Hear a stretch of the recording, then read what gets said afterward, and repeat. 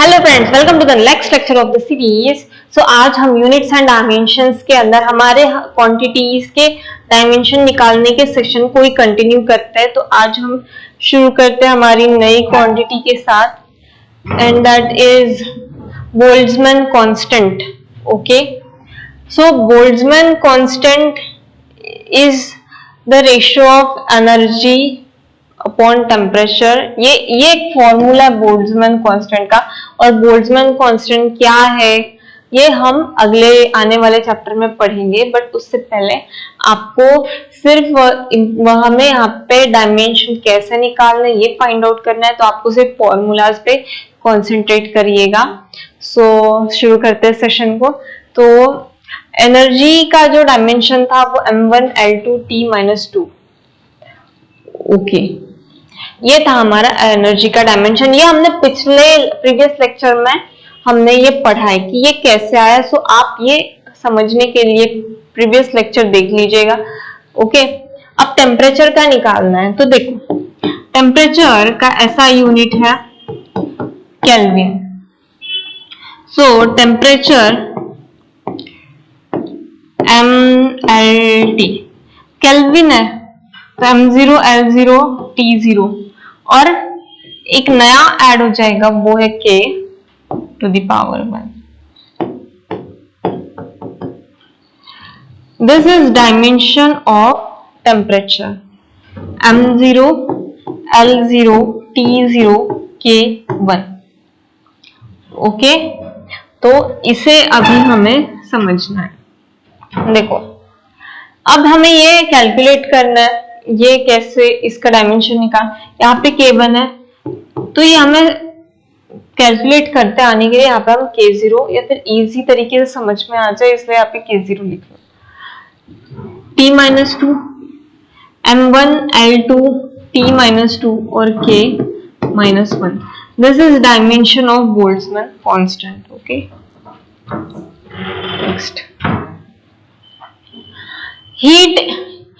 Note, ये बात note करना, dimension of heat is always equal to dimension of energy. अब थर्मल कैपेसिटी की बात आती है। Q is energy upon delta T is temperature, change in temperature, but dimension हमेशा टेम्परेचर के इक्वल होगा। एनर्जी का लिख लो, एनर्जी का क्या था हमारा m1L2 T-2 m1L2 T-2 K0 upon temperature m0 L0 T0 K0। इसे कैलकुलेट करो। m1L2 T-2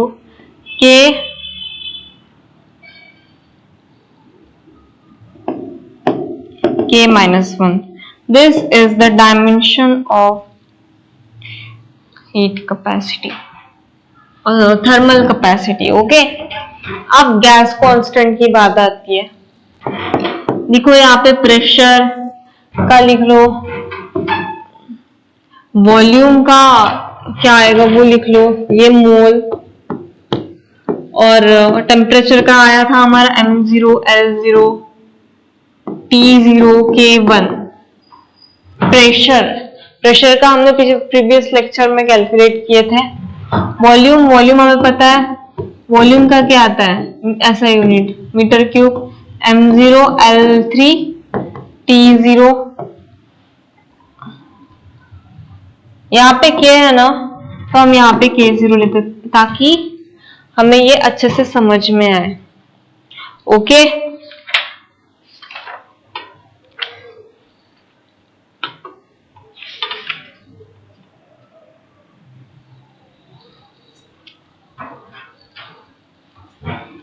प्रेशर का क्या था mL-1 T-2। ये हमारा प्रेशर का था जो हमने प्रीवियस लेक्चर में देखा पढ़ा। अब इससे कैलकुलेट करना, यहाँ से R की वैल्यू आ जाएगी। ये R की वैल्यू नहीं, R का डायमेंशन आएगा। डायमेंशन हमेशा स्क्वायर ब्रैकेट में लिखते हैं, ये हमेशा याद रखना। Coefficient of thermal conductivity K, heat का dimension is equal to dimension of energy. Energy का डायमेंशन क्या था? m1l2t minus 2 m1l1t minus 2 k0। Area का डायमेंशन, एरिया का हमें पता है ऐसा unit is metre square.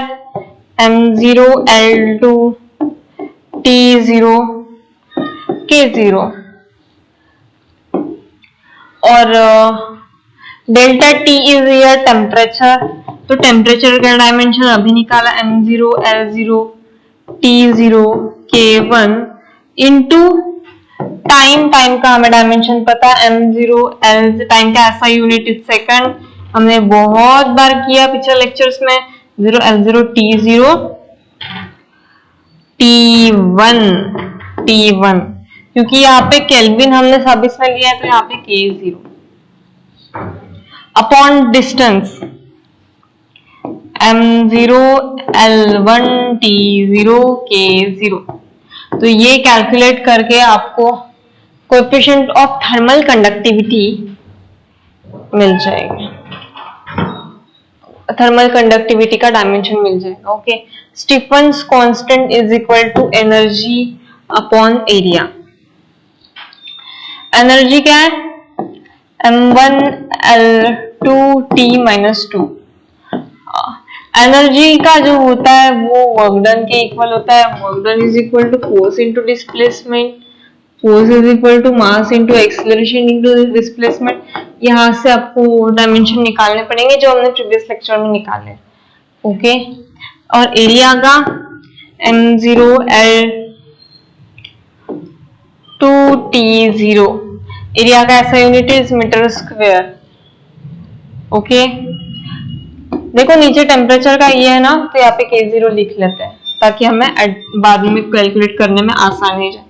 m0 मतलब जल्दी समझ में आ जाए। m0 टाइम का ऐसा यूनिट इज सेकेंड k0 और टेम्परेचर का m0l0 t0। टेम्परेचर का केल्विन है और यहाँ पे t टू द पावर 4 है तो ये भी k टू द पावर 4 होगा, ये k टू द पावर 4 है तो यहाँ पे भी है k टू द पावर 4। तो ये कैलकुलेट कर लेना। It will be this will be the dimension of Stephen's constant. Okay.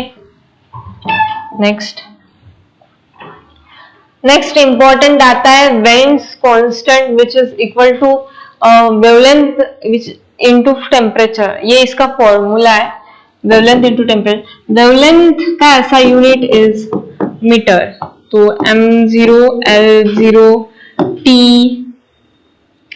m0l1 t0 k0 और टेम्परेचर का केल्विन हमें पता है m0l0 t0 k1।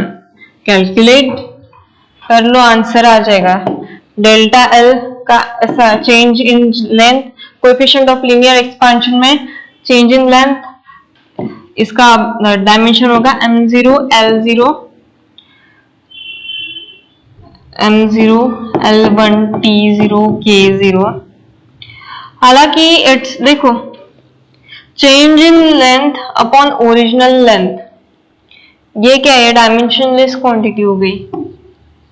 ओके, ये रेशियो हो गया। तो alpha is dimension of alpha is equal to dimension of 1 upon delta T और which is equal to dimension of delta T is m0l0 t1। This और इसका इनवर्स होगा m0l0 t minus 1। okay, this will be the dimension this quantity। mechanical equivalent of energy which is equal to joule upon which is equal to work upon heat। work is also equal to energy। work का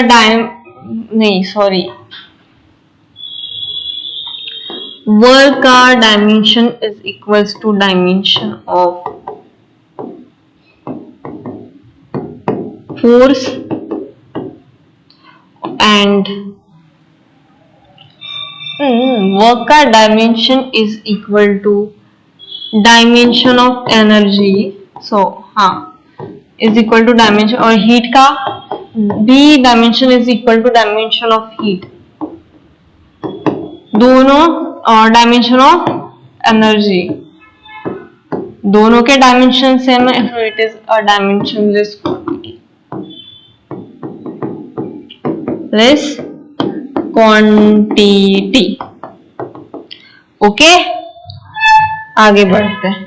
electric charge Q is equal to IT. ये निकालने के लिए current पता होना चाहिए, current का dimension निकालना चाहिए. करंट का ऐसा यूनिट है एम्पियर, सो ये होगा M0 L0 T0. यहाँ पे एक एक्स्ट्रा ऐड हो जाएगा, वो है A. ऐसा unit of current is ampere, हमने ये टेबल में पढ़ा था. ओके तो इसी हिसाब से Q का जब निकालेंगे dimension M0 L0 T0 A1, तो करंट का डायमेंशन पुट कर दो और टाइम का M0 L0 T1 A0. Okay capacitance is equal to Q by V. Q यानी एनर्जी, और एनर्जी का डायमेंशन हमने निकाला है. क्या है हमारे एनर्जी का डायमेंशन? डायमेंशन ऑफ एनर्जी कहाँ पे है? M1 L2 T minus 2.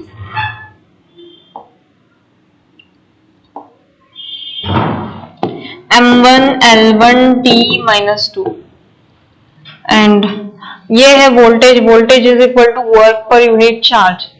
जब ये दोनों निकालेंगे ना वर्क का, दिस होता है M1 L2 T minus 2, ये वर्क का होता है. एक मिनट. और चार्ज का होता है M0 L0 T1 A0. ये हमारे चार्ज का होता है, राइट. देखो capacitance C is equal to Q by V. एक ये V is equal to voltage is equal to work upon charge.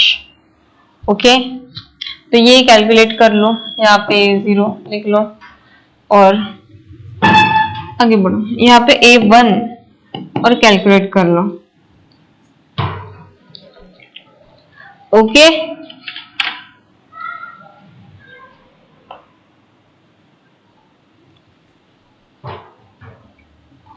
Resistance R is equal to voltage upon current. ये अभी अभी हमने कैलकुलेट किया, करंट का भी अभी अभी कैलकुलेट किया.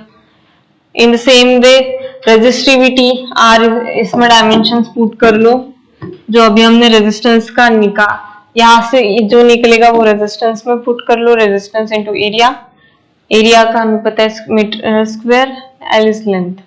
ओके तो ये था हमारा यहाँ तक का, ये सारे क्वांटिटीज हमने पढ़ लिए ऑलमोस्ट सारे. ये लेक्चर पढ़ने से पहले आगे के पहले के सारे प्रीवियस लेक्चर्स को देखो ताकि ये समझ में आए. ओके सब में हमने बहुत अच्छे से प्रैक्टिस ली है, करवाई है. ऑलमोस्ट सारे इंपॉर्टेंट फिजिकल क्वांटिटीज हमने कवर अप किए हैं, पूरे फिजिक्स में पूछने जाने वाले इंपॉर्टेंट जो है वो. सो आई होप कि आपको आज का लेक्चर समझ में आया हो, और अगर आपको मेरा चैनल अच्छा लगा हो तो प्लीज लाइक करिएगा, शेयर करिएगा और सब्सक्राइब करिएगा. ओके सो मिलते हैं नेक्स्ट लेक्चर में. Okay thank you.